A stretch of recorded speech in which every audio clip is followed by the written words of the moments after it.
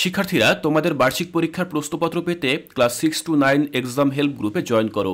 এই গ্রুপে জয়েন করে তুমি বিভিন্ন স্কুলের প্রশ্নপত্র দেখে পরীক্ষার জন্য ভালো প্রস্তুতি নিতে পারবে। ফেসবুকে ক্লাস 6 to 9 এক্সাম হেল্প লিখে সার্চ করলেই আমাদের গ্রুপটি পেয়ে যাবে। এই ভিডিও ডেসক্রিপশনেও গ্রুপটির লিঙ্ক দেওয়া থাকবে। কোর্স টিকার নতুন একটি ক্লাসে তোমাদের সবাইকে স্বাগতম। আজকে আমি তোমাদের সাথে আলোচনা করব তোমাদের অষ্টম শ্রেণীর গণিত বিষয়ে যে স্কুলগুলোতে অলরেডি গণিত প্রশ্নের পরীক্ষা হয়ে গেছে সেই স্কুলগুলো থেকে বিভিন্ন প্রশ্ন কালেক্ট করে আমি তোমাদের সাথে আলোচনা করতেছিলাম। তো তার ধারাবাহিকতায় আজকে আমি তোমাদের সাথে আলোচনা করব তো সেরকম একটি সুনামধন্য একটা স্কুল এবং সেরকম একটি স্কুল যার প্রশ্ন আমি কালেক্ট করেছি এবং তোমাদেরকে বুঝিয়ে দেওয়ার চেষ্টা করব যে এই যে প্রশ্নটা তোমাদের কিভাবে হবে, যাদের এখনো পরীক্ষা তোমাদের প্রতিষ্ঠানে শুরু হয়নি বা আরম্ভ হয়নি তারা যেন একটা ধারণা পাও সেই দিকটি খেয়াল রেখে আমি তোমাদের সাথে সেইগুলো নিয়ে আলোচনা করার চেষ্টা করব। তো দেখো, আমাদের এটি একটি স্কুলের প্রশ্ন, এটি একটা অরিজিনাল প্রশ্ন, যেখানে দেখো লেখা আছে বার্ষিক পরীক্ষা 2024 এবং দেখো আমাদের প্রশ্ন প্যাটার্নটি এরকমই হবে। তো বার্ষিক পরীক্ষা 2024, শ্রেণী হচ্ছে অষ্টম, বিষয় হচ্ছে গণিত। দেখো তোমাদের এখানে সময় থাকবে হচ্ছে 3 ঘন্টা এবং পূর্ণমান হচ্ছে তোমার 100 মার্কস। তো দেখো তোমাদের ক বিভাগে থাকবে বহু নির্বাচনী অংশ এবং এক কথায় প্রশ্নোত্তর, আর এগুলো আমাদের সঠিক উত্তর খাতায় লিখতে হবে। দেখো 1 নম্বর প্রশ্ন হচ্ছে x + y² x² + y² x - y² এদের গসাগু নির্ণয় করতে বলা হয়েছে। তো এইভাবে আমাদের 1 থেকে এরকম মোট 15টি আমাদের এমসিকিউ আসবে এবং আমাদের 15টির উত্তর করতে হবে। তোমরা দেখো এখানে মোট 1 থেকে 15টি উত্তর আসবে।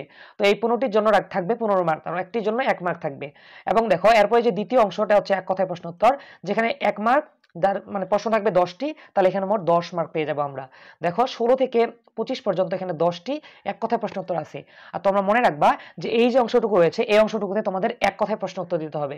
দেখো তোমাদের প্রথম যে প্রশ্নে বলা হয়েছে যে 999 এর ঘন নির্ণয় করো সূত্রের সাহায্যে অবশ্যই। এবং 17 নম্বর হচ্ছে x³ + 3x² + 3x + 9 এর উৎপাদকে বিশ্লেষণ করতে বলা হয়েছে। এবং 18 নম্বর বলা হয়েছে চক্রবৃদ্ধির মুনাফা কি। 19 নম্বর বলা হয়েছে m ঢাল বিশিষ্ট x1, y1 বিন্দুগামী সরলরেখা সমীকরণ নির্ণয় করো।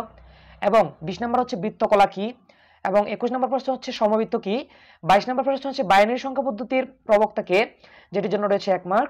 23 নম্বর হচ্ছে মধ্যক নির্ণয় সূত্র লিখো, n বিজোড় সংখ্যা হলে কি হবে সেটা বের করতে বলা হয়েছে। এবং 24 নম্বর হচ্ছে প্রশ্ন হচ্ছে সংক্ষিপ্ত পদ্ধতিতে গড় নির্ণয় সূত্রটি ব্যাখ্যা করতে বলা হয়েছে। 25 নম্বর প্রশ্ন হচ্ছে গণসংখ্যা বহুভুজ কি সেটি ব্যাখ্যা করতে বলা হয়েছে। তো এই ছিল আমাদের ক বিভাগ, অর্থাৎ ক বিভাগে আমাদের এমসিকিউ এবং এক কথায় প্রশ্ন এই দুই টাইপের কোশ্চেন আসবে। এখন দেখো, এখন হচ্ছে খ বিভাগ, এটা হচ্ছে আমাদের রচনামূলক প্রশ্নগুলো আর কি, যেখানে দেখো 13টি প্রশ্ন থাকবে আর একটির মার্ক হচ্ছে 2 করে, তাহলে 13 গুণে 26, অর্থাৎ খ বিভাগে আমরা 26 মার্ক পেয়ে যাব। দেখো এই স্কুলের প্রথম নম্বর প্রশ্নটি বলা হয়েছে যে 5y² - 3 এর ঘন নির্ণয় করো।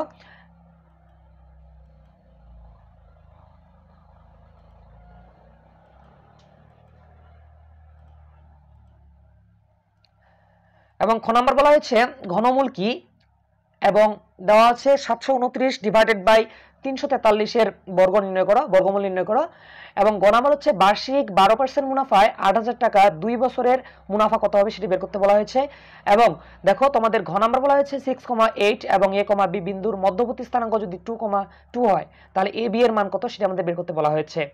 ও নাম্বার হচ্ছে একটি বৃত্তচাপের কেন্দ্রে যদি 60 ডিগ্রি কোণ উৎপন্ন করে এবং বৃত্তের ব্যাসার্ধ যদি 8 সেন্টিমিটার হয় তাহলে বৃত্তকলার ক্ষেত্রফল কত সেটি আমাদের বের করতে বলা হয়েছে। এখন দেখো চ নাম্বার বলা হয়েছে যে 951.125 ডেসিমেল সংখ্যাটিকে আমাদের বাইনারিতে প্রকাশ করতে বলা হয়েছে।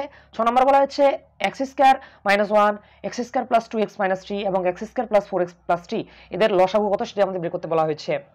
জ নাম্বার বলা হয়েছে a - b = c হলে a³ - b³ এর মান কত, a³ - b³ - c³ এর মান কত সেটা আমাদের বের করতে বলা হয়েছে। জ নাম্বার হচ্ছে একটি সরলরেখার সমীকরণ নির্ণয় করো যার ঢাল হচ্ছে -2 এবং রেখাটি 4, -5 বিন্দু দিয়ে অতিক্রম করে। ইও নাম্বার প্রশ্ন হচ্ছে কেন্দ্রস্থ কোণ বৃত্তস্থ কোণের কেন্দ্রস্থ কোণ বৃত্তস্থ কোণ কাকে বলে সংজ্ঞা দিতে বলা হয়েছে। ট নাম্বার বলা হচ্ছে পরিচয় সহ মধ্যক নির্ণয় সূত্রটি বর্ণনা করো। এবং ঠ নাম্বার বলা হয়েছে প্রচলিত অর্থ সহ সংক্ষিপ্ত পদ্ধতি গড় নির্ণয় সূত্রটি লিখো। ড নাম্বার বলা হচ্ছে সূত্রের সাহায্যে 2x + 3y এবং 4x² - 6xy + 9y² এর গুণফল নির্ণয় করো। তো শিক্ষার্থীরা এই ছিল আমাদের যে খ বিভাগ ছিল, অর্থাৎ তোমাদের রচনামূলক প্রশ্নগুলো এগুলো। এখন আমরা আলোচনা করব তোমাদের রচনামূলক দৃশ্যপট নির্ভর যে প্রশ্নগুলো রয়েছে। এখানে মোট তোমাদের থাকবে হচ্ছে 11টি প্রশ্ন, দিতে হবে 60টি, আর প্রতিটির জন্য 7 মার্ক থাকবে। তাহলে 7 সাথে এই পার্টে হচ্ছে 7 সাথে 49 মার্কস। দেখো এখানের 2 নম্বর প্রশ্নে বলা হয়েছিল পি একটা বিন্দু দেওয়া রয়েছে, কিউ একটা বিন্দু দেওয়া রয়েছে এবং আর একটা বিন্দু রয়েছে এবং এক বিন্দু রয়েছে। পি বিন্দুটা হচ্ছে -3,1, কিউ হচ্ছে -1,4, আর হচ্ছে 3,2 এবং এস হচ্ছে 1,-2।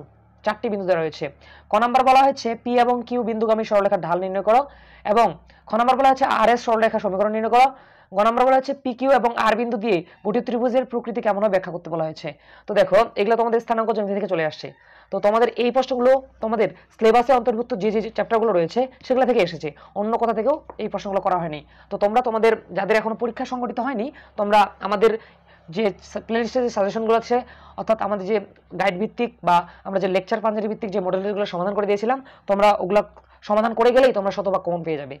দেখো 3 নম্বর প্রশ্ন হচ্ছে রায়হান সাহেব কোনো ব্যাংকে 4,000 টাকা জমা রেখে 3 বছর পর মুনাফা সহ 4,500 টাকা পেয়েছেন। ক নাম্বার বলা হয়েছে সরল মুনাফা কি? খ নাম্বার বলা হয়েছে সরল মুনাফার হার নির্ণয় করো। গ নাম্বার বলা হয়েছে 400 টাকা একই হার চক্রবৃদ্ধি মুনাফায় জমা রাখলে 2 বছর পর চক্রবৃদ্ধি মূলধন কত হবে সেটি বের করতে বলা হয়েছে। 4 নম্বর হচ্ছে ও কেন্দ্র বিশিষ্ট বৃত্তের PQRS বৃত্তের PQ একটি ব্যাস এবং RS হচ্ছে কেন্দ্রে উৎপন্ন 60 ডিগ্রি কোণ উৎপন্ন করে। ক নম্বর বলা হচ্ছে তথ্যের আলোকে চিত্রটির আনুমানিক চিত্র আঁকো। খ নম্বর বলা হচ্ছে প্রমাণ করো যে বৃত্তের ব্যাসই বৃহত্তম যে। গ নম্বর বলা হচ্ছে বৃত্তটি ব্যাসার্ধ 5 সেন্টিমিটার এবং ORS বৃত্তকলা কি পরিমাণ জায়গা দখল করবে তা নির্ণয় করতে বলা হয়েছে। এবং 5 নম্বর হচ্ছে এ একটি সংখ্যা, এই এ সংখ্যাটা হচ্ছে 7 বিটের সর্বোচ্চ বাইনারি সংখ্যা হচ্ছে বি 24.375। ক নাম্বার বলা হচ্ছে এর মানটাকে ওয়ান্স কমপ্লিমেন্ট করতে বলা হয়েছে এবং খ নাম্বার বলা হচ্ছে এর মানটিকে MSB অর্থাৎ মোস্ট সিগনিফিক্যান্ট বিট এবং লাস্ট সিগনিফিক্যান্ট বিট স্থানীয় মানের পার্থক্য নির্ণয় করতে বলা হয়েছে। গ নাম্বার বলা হচ্ছে এ এবং বি এর যোগফল বাইনারিতে কত হবে সেটি বের করতে বলা হয়েছে। তো দেখো 6 নম্বর প্রশ্ন হচ্ছে a² - 1 মানে a² - 16b² plus 6a plus 9 এবং দ্বিতীয় হচ্ছে a × a প্লাস b, তারপর হচ্ছে a × a² - b², তারপর হচ্ছে a² - ab, এই চারটি বীজগাণিতিক রাশি। ক নম্বর বলা হয়েছে প্রথম রাশিকে উৎপাদক বিশ্লেষণ করো। খ নম্বর বলা হয়েছে দ্বিতীয় এবং তৃতীয় এবং চতুর্থ রাশির গসাগু নির্ণয় করো। গ নম্বর বলা হয়েছে প্রথম দ্বিতীয় এবং চতুর্থ রাশির লসাগু নির্ণয় করো। তো দেখো 7 নম্বর প্রশ্ন হচ্ছে একটি শ্রেণীর 30 জন শিক্ষার্থীর বার্ষিক পরীক্ষা গণিতে প্রাপ্ত নম্বর দেওয়া হলো। প্রথম জন পেয়েছে মানে 68, তারপর হচ্ছে 95, এভাবে 70, 75 মানে 65, 82, 71 এভাবে অনেকগুলো সংখ্যা পেয়েছে, অর্থাৎ 30 জন 30টি সংখ্যা পেয়েছে এগুলোর মধ্যে। ক নম্বর বলা হচ্ছে শ্রেণীবৃত্তি 5 ধরে গণসংখ্যা মেশো সারি দূর করো। খ নম্বর বলা হচ্ছে সংক্ষিপ্ত পদ্ধতিতে গড় নির্ণয় করো। দেখো এটার জন্য 3 রয়েছে, এটার জন্য 4 রয়েছে, তাহলে এখানে মোট 7 মার্কস। এবার দেখো আমাদের যে 8 নম্বর প্রশ্ন, দেখো নিচের যে সারণীটি আছে লক্ষ্য করো, দেওয়া আছে বছরগুলো 41 থেকে 45 গণসংখ্যা হচ্ছে 12, 46 থেকে 50 গণসংখ্যা 15, 51 থেকে 55 গণসংখ্যা হচ্ছে 25, আর 56 থেকে 60 গণসংখ্যা হচ্ছে 18, 61 থেকে 65 গণসংখ্যা হচ্ছে 10। ক নম্বর বলা হচ্ছে সারণী থেকে মানে গাণিতিক গড় নির্ণয় করো। খ নম্বর বলা হচ্ছে যে উপাত্তের মধ্যক নির্ণয় করো। গ নম্বর বলা হচ্ছে উপাত্তের আয়তলেখ অঙ্কন করো। দেখো এটির জন্য রয়েছে আমাদের 7 মার্ক। এখন দেখো 9 নম্বর প্রশ্ন হচ্ছে এ একটা বিন্দু 0,1, বি একটা বিন্দু 8,3 এবং সি একটা বিন্দু 6,5 এবং ডি একটা বিন্দু হচ্ছে -2,3। বলছে এই চারটি বিন্দু মানে এই চারটি বিন্দু দিয়ে চতুর্ভুজটি অঙ্কন মানে এর হচ্ছে চতুর্ভুজের শীর্ষবিন্দু আর কি। ক নম্বর বলা হচ্ছে এসি রেখার সমীকরণ নির্ণয় করো। খ নম্বর বলা হচ্ছে পি যদি মানে পি সমান যদি x, y বিন্দু দিয়ে x অক্ষের দূরত্ব d হয়, মানে d দূরত্ব অতিক্রম করলে প্রমাণ করো যে x² + 4x - 6y + 13 = 0।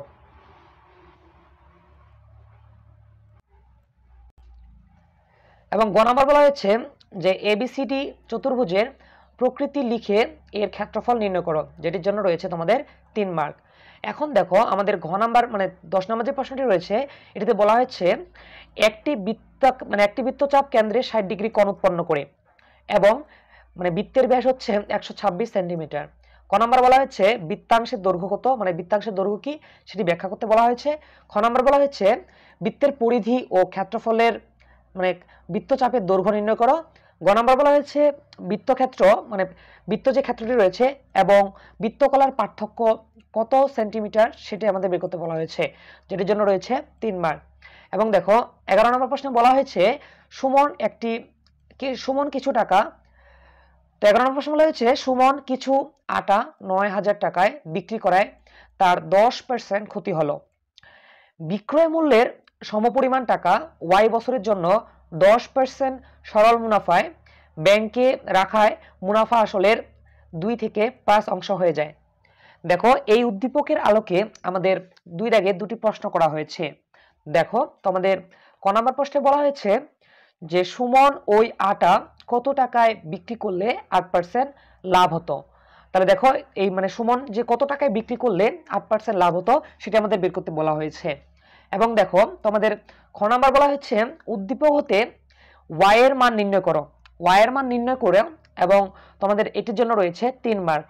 তো দেখো আজকে আমরা মূলত তোমাদের একটি স্কুলে আসা তোমাদের গণিত বইয়ের অরিজিনাল যে প্রশ্নটি সেটি নিয়ে আলোচনা করলাম এবং তোমাদেরকে বুঝিয়ে দেওয়ার চেষ্টা করলাম।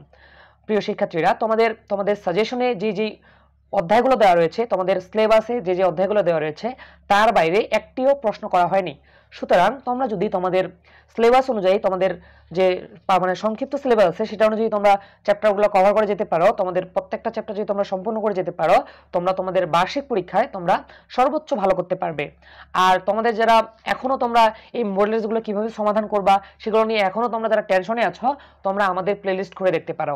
আমাদের প্লেলিস্টে আমরা তোমাদের লেকচার এবং পাঞ্জেরি গাইড থেকে বেশ কয়েকটি মডেল টেস্ট নিয়ে আলোচনা করেছি, যেগুলো তোমাদের বার্ষিক পরীক্ষার জন্য বেশ উপযোগী।